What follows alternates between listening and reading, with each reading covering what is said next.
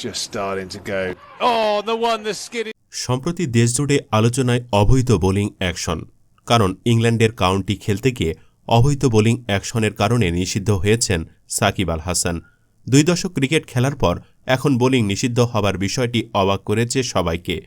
যদিও জানা গেছে আঙুলের সমস্যার কারণেই ইংল্যান্ডে নিয়মের চেয়ে বেশি হাত ভেঙে ওভাবে বল করতে হয়েছিল, আর এজন্যই ঢিলছোড়া বোলিং ইস্যুতে নিষিদ্ধ হয়েছেন সাকিব। তবে সাকিবই প্রথম নন।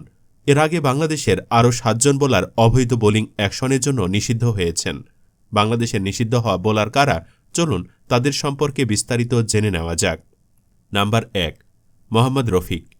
সর্বপ্রথম 2001 সালের শুরুতে অবৈধ বোলিং অ্যাকশনের তীর ধেয়ে এসেছিল বাংলাদেশের দিকে।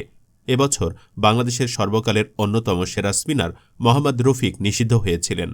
বিশ্ব ক্রিকেটের নিয়ন্ত্রক সংস্থা আইসিসি জানায় 2000 সালের নভেম্বরে বাংলাদেশের অভিষেক টেস্টে ভারতের বিপক্ষে রফিকের বোলিং অ্যাকশন সন্দেহজনক ছিল।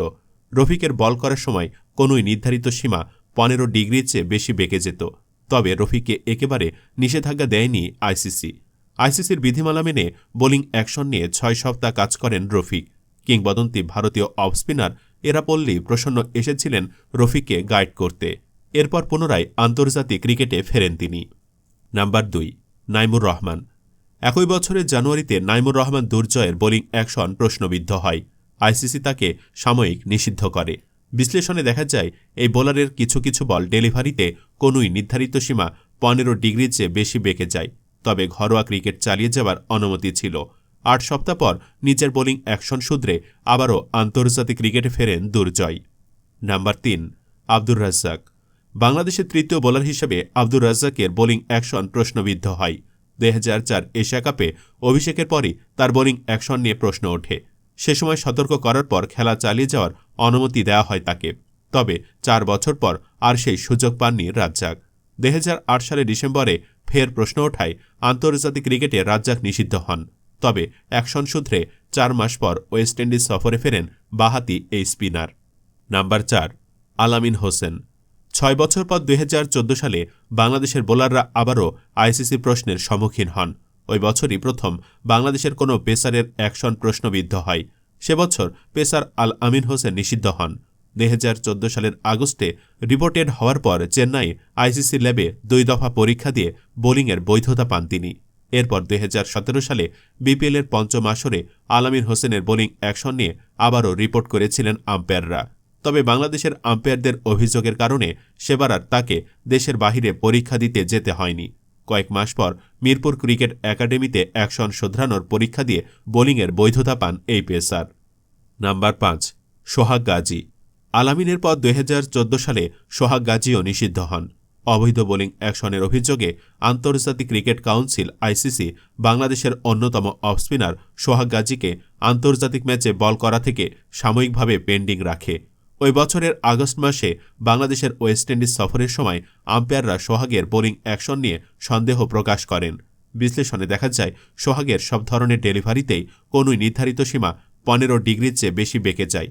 বাংলাদেশের ওয়েস্ট ইন্ডিজ সফরে দ্বিতীয় ওয়ানডে আম্পায়াররা সোহাগের বোলিং সন্দেহজনক বলার পর নিয়ম অনুযায়ী কার্ডিফের মেট্রোপলিটন ইউনিভার্সিটি ল্যাবে তার বোলিং অ্যাকশনের পরীক্ষা হয়, কিন্তু তিনি পাশ করতে পারেননি।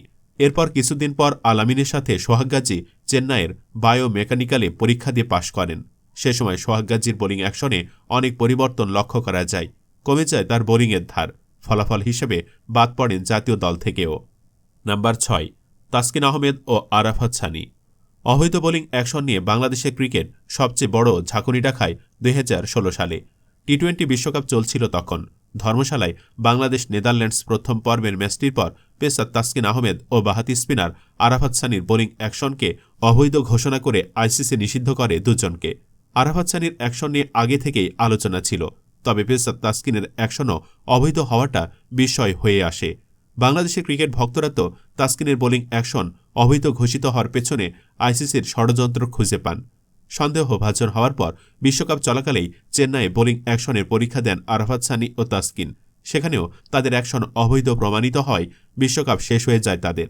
আইসিসির সংবাদ বিজ্ঞপ্তিতে জানানো হয়েছে সানির বেশিরভাগ বলে কোনোই 15 ডিগ্রির বেশি বাঁকা হয়ে যায়। তবে তাসকিনের সব বলে সমস্যাটা হয় না। কিছু কিছু ডেলিভারিতে হয়। পরে অ্যাকশন ত্রুটিমুক্ত হয়ে 6 মাস পর সেপ্টেম্বরে পরীক্ষা দেন দুজন। সে পরীক্ষায় পাশ করে আবারও বোলিংয়ের অনুমতি ফিরে পান সানি তাসকিনরা। নতুন বোলিং ধারায় তাসকিন ফিরতে পারলেও আরাফাত সানি কখনোই আর নিজেকে ফিরে পাননি। নাম্বার 7, সাকিব আল হাসান। 9 বছর পর সর্বশেষ নিষিদ্ধ হলেন সাকিব আল হাসান।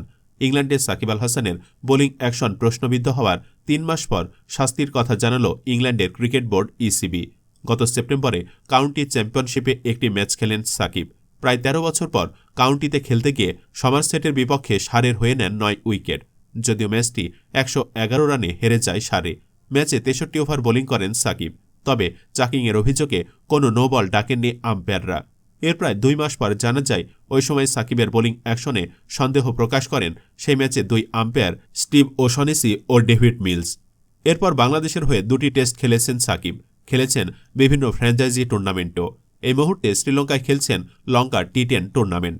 সাকিবের বোলিং প্রশ্নবিদ্ধ হওয়ার পর সাকিব ইংল্যান্ডে পরীক্ষা দিয়েছেন, কিন্তু পাশ করতে পারেননি। এর ফলে সব ধরনের ক্রিকেটে নিষিদ্ধ হয়েছে সাকিবের বোলিং। এজন্য তিনি লঙ্কা টি10 লিগে শুধুমাত্র একজন ব্যাটার হিসেবে খেলছেন। আইসিসির নিয়ম অনুযায়ী কোনো স্বীকৃত পরীক্ষাগার থেকে বোলিং অ্যাকশন পরীক্ষা দেওয়ার পরে অবৈধ প্রমাণিত হলে সংশ্লিষ্ট ফেডারেশন যে সিদ্ধান্ত নেবে সেটাই আন্তর্জাতিক ও অন্যান্য ঘরোয়া টুর্নামেন্টে কার্যকর হবে। এই নিয়মের কারণেই সব ধরনের টুর্নামেন্ট থেকে নিষিদ্ধ হয়েছে সাকিবের বোলিং। নিয়ম অনুযায়ী নিষেধাজ্ঞা পাওয়া খেলোয়াড় তার বোলিং অ্যাকশনের পরীক্ষা আবারও দিতে পারবেন, যেটা একই ক্রিকেট ফেডারেশনের দ্বারা স্বীকৃত পরীক্ষাগারে হতে হবে, অর্থাৎ আইসিসি স্বীকৃত হতে হবে। এই পরীক্ষায় উতরাতে পারলে কোনো আনুষ্ঠানিকতা ছাড়াই তিনি আবার ঘরোয়া এবং আন্তর্জাতিক অঙ্গনে বোলিং করতে পারবেন। জানা গেছে শিগগিরই আইসিসি অনুমোদিত পরীক্ষাগার ভারতের শ্রী রামাচন্দ্র ইউনিভার্সিটি চেন্নাইয়ে আবারও পরীক্ষা দেবেন সাকিব। একটি ফুটেজে সাকিব তার বোলিং নিয়ে কাজ করতেও দেখা গেছে। বিসিবির বিবৃতিতেও এরকম কিছুর ইঙ্গিত দেওয়া হয়েছে। এবারে পরীক্ষায় পাশ করে গেলে পুরোপুরি অলরাউন্ডার হিসেবে আবার খেলতে পারবেন সাকিব। বলা হচ্ছে সাকিব আল হাসান ইতিমধ্যেই রিটায়ারমেন্টের দোরগোড়ায় দাঁড়িয়ে আছেন।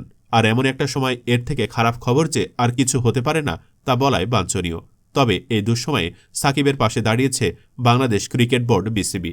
সাকিবকে বৈধতা দেওয়ার জন্য আইসিসির কাছে চিঠিও দিয়েছে বাংলাদেশের ক্রিকেট কর্তারা।